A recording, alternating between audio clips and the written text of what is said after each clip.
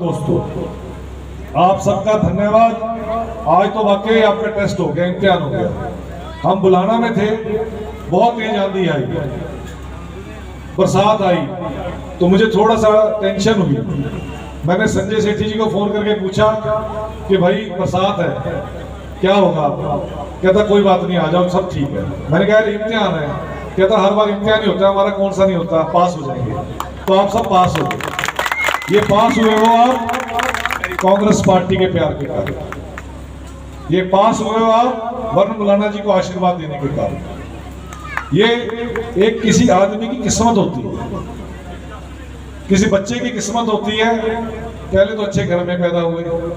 चौधरी फूलचंद मौलाना जी बहुत बड़े नेता हैं, हमारे अध्यक्ष रहे हैं पार्टी के, मंत्री रहे हैं। उस घर में पैदा हुआ तो किस्मत वाला तो पहले ही था। फिर विधायक बन गए, और उस टाइम में विधायक बने जब कांग्रेस की स्थिति कमजोर थी, इतनी मजबूत नहीं थी। जीत के आए, 5 साल विधानसभा में कांग्रेस पार्टी की हमारे इलाके की आवाज उठाई। और आज देखो, ये इच्छुक नहीं थे चुनाव लड़ने के, इनका मन नहीं था।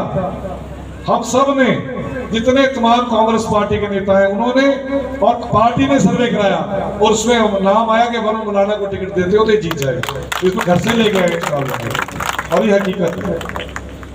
पर वरुण जी, आपकी किस्मत है, किस्मत अच्छी आपकी भी है, और हमारे अम्बाला की किस्मत भी अच्छी है कि आप जैसे नौजवान आदमी को नुमाइंदगी मिलेगी अम्बाला की, जिसकी सोच ऐसी है कि अम्बाला का विकास हो। ये कोई नए नहीं है यहाँ के लिए, यहीं के रहने वाले हैं। एजुकेशन डीएवी स्कूल में हुई है, घर सेक्टर 7 में इनका, जमे यही है, खेले यही हैं, गलियां जानते हैं, इनको कुछ बताने की जरूरत नहीं है। हम जो दुख भोग रहे हैं, जो भ्रष्टाचार सह रहे हैं, जो ये निकम्मी सरकार की नाकामियां हैं, उससे एक एक बात से वाकिफ है। अगर हमारे यहाँ गलियां साफ नहीं होती, यहाँ सीवरेज की समस्या है, ड्रेनेज की समस्या है, सेक्टर्स में गंदा पानी आता है, एनडीसी नहीं मिलती, एनओसी नहीं मिलती रजिस्ट्री कराने के लिए, सफाई कर्मचारी कम आते हैं, सफाई कर्मचारियों के ठेके में जो भ्रष्टाचार है, वो सारी बातों से वरुण जी अवगत है। हमें इन्हें बताने की जरूरत नहीं है, ये खुद इसमें बीच में रह के सब इसको देख रहे हैं। और मैं आपको विश्वास दिलाता हूँ कि ये जैसा आपका प्यार है पूरे पार्लियामेंट में, कालका से लेकर यमुनानगर तक ऐसा ही प्यार वरुण मुलाना को मिल रहा है। तूफान है, और वाकई ये तूफान। मैं कह रहा था आज एक प्रोग्राम में कि दीपेंद्र हुड्डा जी के बाद अगर हाईएस्ट लीड हरियाणा में आएगी तो वरुण मुलाना की आएगी, और इस बात का पूरा विश्वास हो गया। और जब ये जीत के जाएंगे तो जो कांग्रेस पार्टी का घोषणा पत्र है, जो हमारे लीडर साहब ने, भूपिंदर सिंह हुड्डा ने, राहुल गांधी जी ने बनाया, सबने मिलकर कि हमारी सरकार हरियाणा में आते ही हर माता को, हर विडो को, हर बुजुर्ग को 6,000 रुपये बुढ़ापा पेंशन, विडो पेंशन लगेगी। ये हमने हमारे घोषणा पत्र में। अर्बन एम्प्लॉयमेंट की स्कीम आएगी, जैसे रूरल एम्प्लॉयमेंट की मनरेगा की स्कीम है, ऐसे अर्बन एम्प्लॉयमेंट की स्कीम आएगी। जो हमारे बेरोजगार बच्चे हैं, उनके लिए 30 लाख वैकेंसियां हिंदुस्तान में खाली पड़ी हैं, वहां हमारे बच्चों को नौकरियां मिलेंगी। अगर हम अपने अम्बाला की बात करें, जैसे अभी बात हो रही थी, चाहे वो एनडीसी की है, चाहे वो हमारी टूटी हुई सड़कों की है, चाहे वो हमारी सीवरेज की है, और जिस भी आप कार्यालय में चले जाएं, सरकारी कार्यालय में, वहां आपको धक्के खाने को मिलते हैं।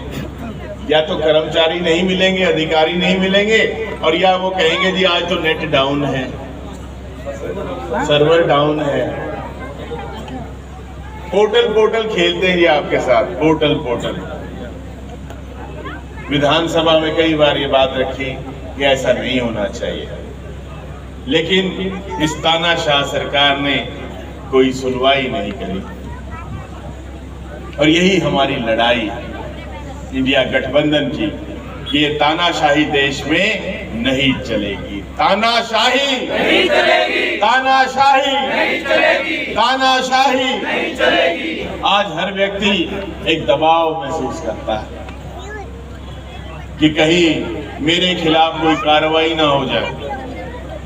चाहे कोई छोटे से छोटा व्यवसायी है, ये बड़े से बड़ा इंडस्ट्रियलिस्ट है, सबको एक दबिश महसूस होती है। इस आजाद भारत के अंदर। ये दुख की बात है, ऐसा नहीं होना चाहिए। सरकार को आप कैसे आंकेंगे? स्कूल की व्यवस्था आप देख लीजिए, जनसंख्या बढ़ रही है, हमारे स्कूल और बढ़ने चाहिए, स्कूल बंद किए गए।